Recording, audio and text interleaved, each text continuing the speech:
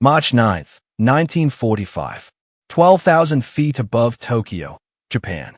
The night sky is unusually clear. Below, the vast city of Tokyo stretches for miles, wooden houses packed tightly together, narrow streets twisting like veins through the dark. The war feels distant here tonight. Factories hum quietly. Families sleep under thin blankets. Oil lamps flicker behind paper walls. But high above the city, something new is approaching. Inside the pressurized cockpit of a massive silver bomber, Colonel Curtis LeMay's strategy is unfolding exactly as planned. The aircraft, a Boeing B-29 Superfortress, rumbles steadily through the cold air.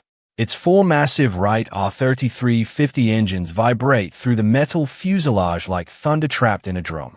At the controls sits Captain Robert Morgan, scanning the horizon through frost-edged glass. Behind him, the bombardier leans over his sight. Tokyo is a black ocean below. No city lights. No visible defenses. For years, Japanese military leaders had mocked American industrial power. They believed the vast Pacific Ocean was their shield. American bombers simply couldn't reach the Japanese homeland in meaningful numbers. They were wrong.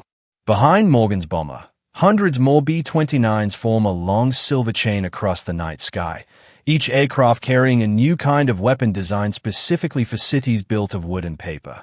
Not high-explosive bombs. Incendiaries. Clusters of M69 napalm firebombs, each one capable of turning entire neighborhoods into raging infernos. The first Pathfinder bombers arrive over Tokyo minutes ahead of the main formation. Their mission is simple.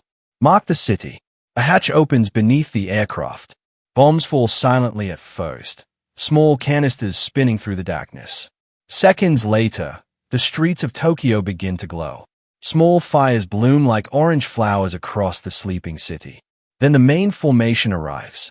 Inside Morgan's cockpit, the bombardier counts down. Bomb bay doors open.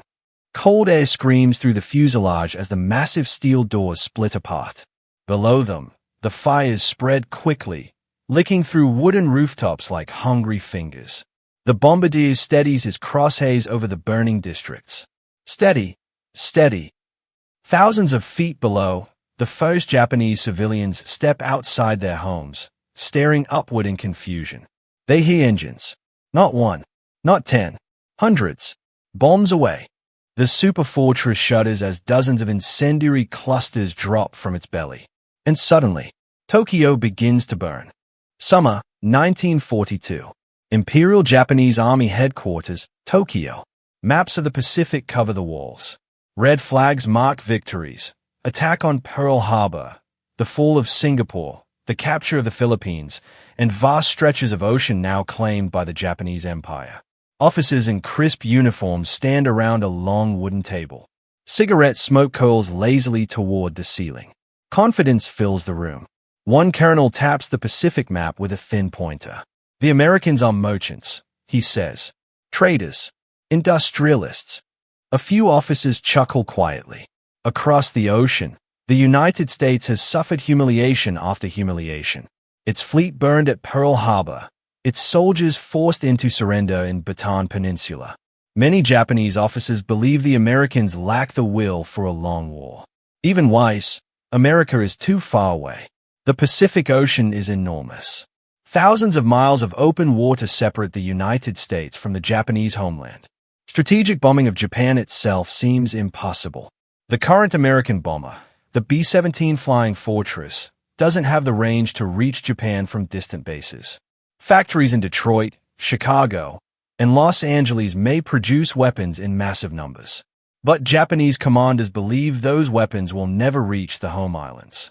One general reportedly laughs during the meeting. Let them build 10,000 airplanes, he says. They still cannot fly across the Pacific. Around the table, heads nod. To them, geography is the ultimate defense. What they cannot yet imagine is the machine already taking shape inside American factories. A bomber so massive, so advanced, and so long-range that it will change the entire nature of the war. A bomber designed for one purpose: to cross the Pacific, to reach Japan, and to set its cities on fire. In secret assembly lines across the United States, engineers are building something unlike anything the world has ever seen. The Boeing B-29 Superfortress. 1943, Wichita, Kansas. Inside a sprawling Boeing assembly plant, the factory floor roars like a steel jungle. Thousands of workers move in synchronized chaos beneath towering cranes and half-finished aircraft. Sparks rain down from welding torches. Rivet guns chatter non-stop, metal striking metal with sharp, rhythmic cracks. America's industrial machine is awake. In the center of the factory, the skeleton of a giant aircraft slowly takes shape. Its wings stretch nearly 141 feet across, longer than most bombers of the war. Its fuselage gleams with polished aluminum. Engineers climb ladders along its sides, inspecting wiring, hydraulics, pressurized compartments. This is not just another bomber. This is the Boeing B-29 Superfortress, the most technologically advanced aircraft of World War II. Unlike earlier bombers, the B-29 is designed to fly higher, farther, and heavier than anything before it. Inside its sealed fuselage, crew members will sit in pressurized cabins, protected from the freezing air at high altitude. Remote-control gun turrets, operated through analog computers, allow gunners to defend the bomber without exposing themselves. Four massive Wright R-3350 engines provide the power, each one capable of pushing the aircraft across thousands of miles of open ocean. But building the B-29 is a nightmare. Engines overheat. Wiring systems fail. Early test flights end in smoke and flame. One prototype crashes into a meatpacking plant in Seattle, killing dozens on the ground. Engineers scramble to solve overheating engines that sometimes burst into fire mid-flight. Yet the project continues, because the stakes are enormous. The United States government pours over $3 billion into the program, making the B-29 the most expensive weapons project of the war, more costly even than the Manhattan Project during its early years.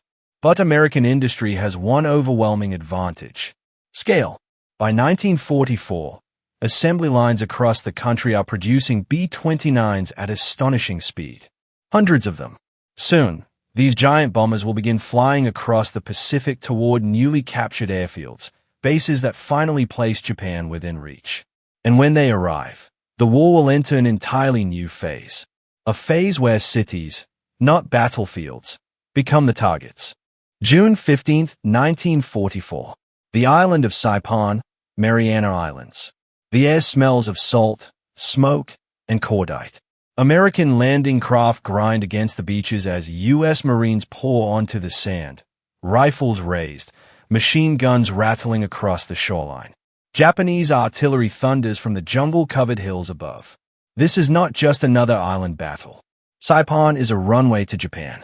For months, American strategists have been searching for a place close enough to launch the new Superfortress bombers.